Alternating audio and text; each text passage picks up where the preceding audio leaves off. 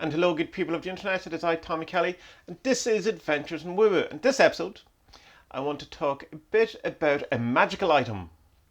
Now, a couple of days ago, the great and wonderful Julian Vane asked me would I appear on his YouTube channel as part of a series that he's doing on magical items and people who are somewhat connected with magic or have a magical kind of outlook in some way, just to talk about one of their favourite magical items. And what I chose to talk about is my hyper sigil comic Dem, and I assume it'll be out by now by the time this video comes out.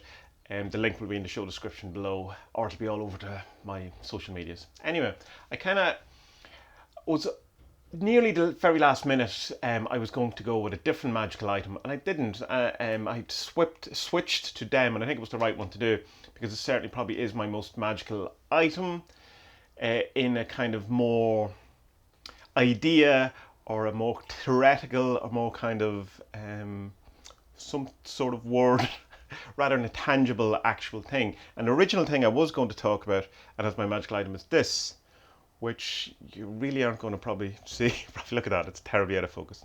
This is great content, but it's the protector coin of the 47s that came. I'll put a link, or no, I'll do a photo in the thumbnail so you'll actually see it properly. So this was for the Brazilian equivalent of Kickstarter, which is called Cat Arse, which I just can't get past. I'm sure it's not pronounced that way at all. It's Catarsi or something like that, but it's Cat Arse .br. It's their Kickstarter equivalent, and that was one of the rewards for pre-ordering or kickstarting the Brazilian version of the Grimoire and the deck. So it's a more tangible, actual, real thing. But why I went with them is because it's the most magical talisman that I have, even though it exists, I suppose, more in the ether or the astral plane or in the realm of ideas than an item. Even though I do have it obviously on print and PDF and digital format, which still it should be counted, I suppose, as a thing. But turn off electricity, and we don't have any of these digital things. Anyway, enough of that. So what I really like about this is one of my favourite things in the world ever. It's like I really enjoy it as an item, and I carry it around with me all the time. I did get a couple of them and I give them to friends, and they all seem to enjoy them as well. Just as a kind of protection thing to have around with you, and it's good, solid, like it's well made.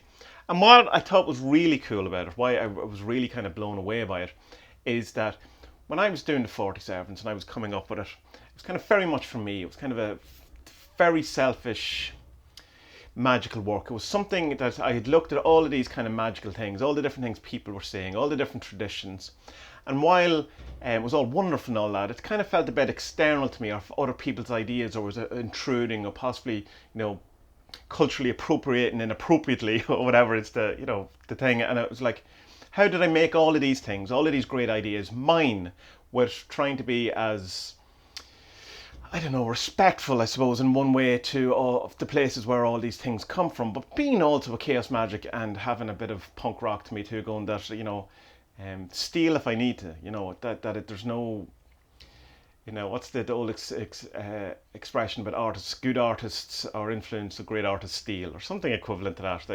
That's what you have to kind of be okay with doing. So I was taking all these kind of disparate ideas of different approaches to magic, different kind of traditions, and putting them in a format and an aesthetic purely for me that I would work for me. And that's what the 47th was. There's a whole other kind of thing to it as well that I spoke before about. It was kind of a last ditch effort, or the last throes of a dying man who was afraid that he would have to go out into the normal world and become a normie, which of course didn't happen.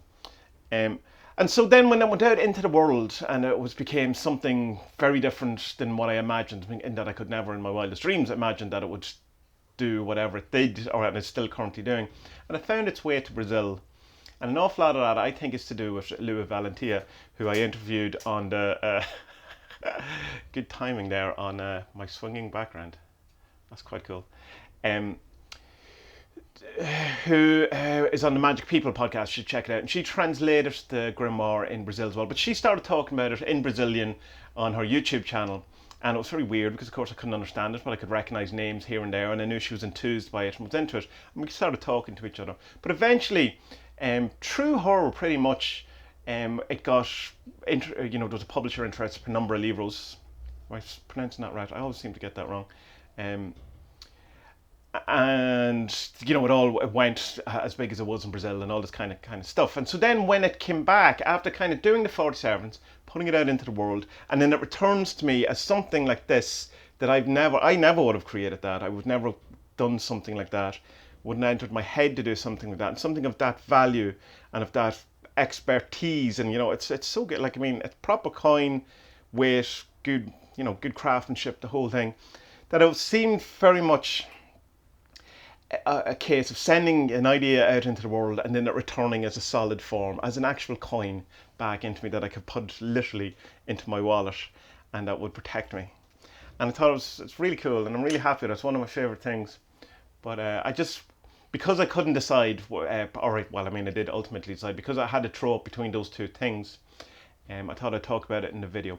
But another reason why I didn't really want to talk about it in Julian's videos, I just didn't want to come on and kind of want to make it sound like a sales pitch, where I go, oh, well, I have a 40 servants deck in a Brazilian publishing and blah, blah, blah, blah, blah. But instead, I just sold them a book and said, it's all very weird the way the ego works, isn't it? And confidence and, trying to, I suppose, present yourself in a pleasing manner, or in the way people talk about glamour and stuff like that. But so it just felt a bit not right for the Julian thing, but perfectly at home here.